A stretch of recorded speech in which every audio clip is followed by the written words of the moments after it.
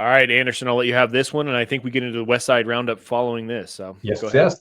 Okay, Anderson, I think we've single-handedly driven the rent price up here by $200-300 a month over the You're past darn 6 right, months. 1,100. 1,100. We were at 900. Even I think we ticked to like 899 there for a month.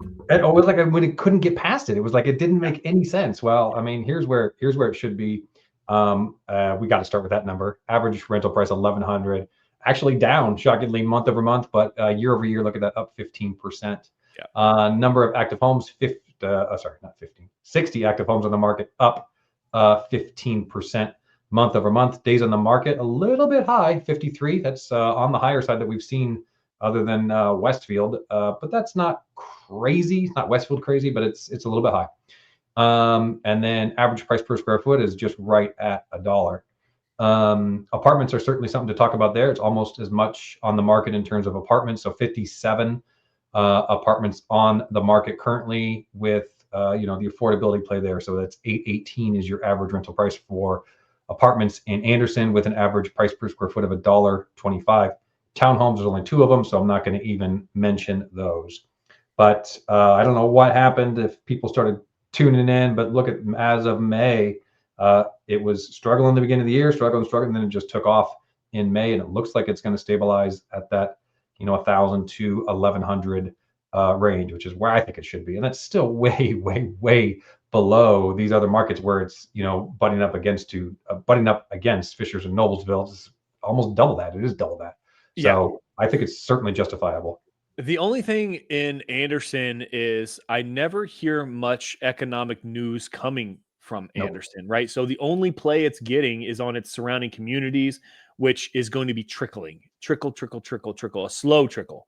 Yeah, I mean, and I don't really hear of anything like in the works. So I mean, it's not going to be, at least in the near future, it's not going to be your next Westfield, your next Fishers. It's going to be its next 2 Fishers, and that's all it's going to be for now, for the foreseeable future. But I still think that being said, I still think there's room to run on the average rental price. I mean, literally half of Noblesville, which is right next door.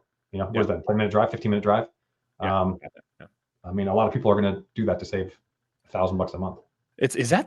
What's that speak to? The Anderson leadership is just failing there. I mean, they've had Anderson University, which is something, they get student action over there. It hasn't grown much to my knowledge over the last several years.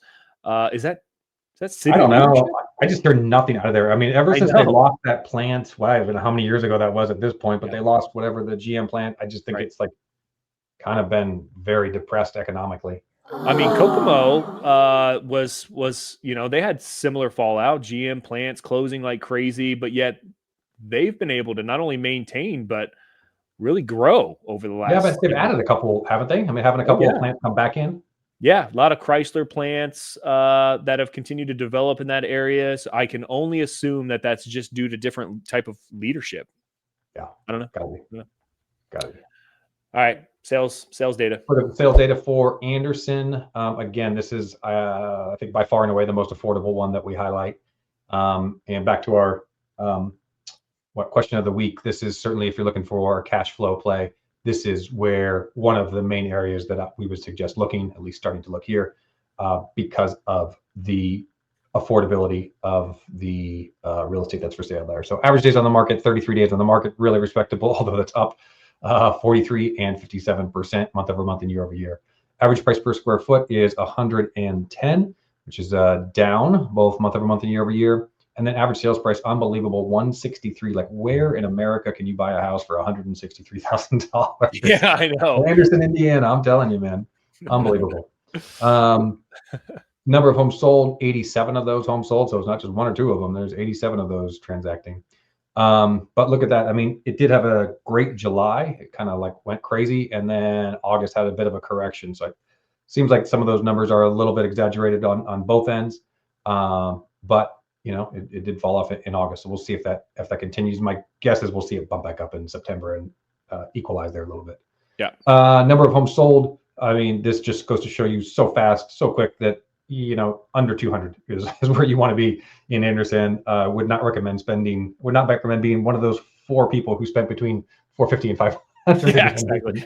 Don't do that. Don't do that. So certainly an affordability play in Anderson for sure. Yeah, yeah, that's probably city leadership that purchased those because that's where all the Yeah. going. No, I'm kidding. All right, here we go.